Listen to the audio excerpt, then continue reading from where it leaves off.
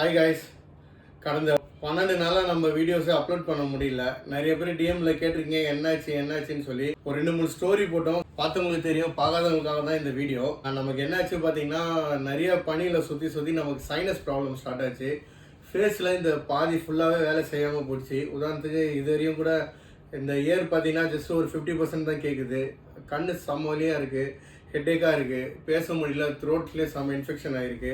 இது எல்லாமே இருந்ததால கிட்டத்தட்ட ஒரு 7 days என்னால் சுத்தமாக பேசவே முடியல. இதுக்கப்புறம் வரக்கூடிய வீடியோஸ் ரெகுலராக என்னால் போஸ்ட் பண்ண ஃபுல் 100% ட்ரை பண்ணுறேன்.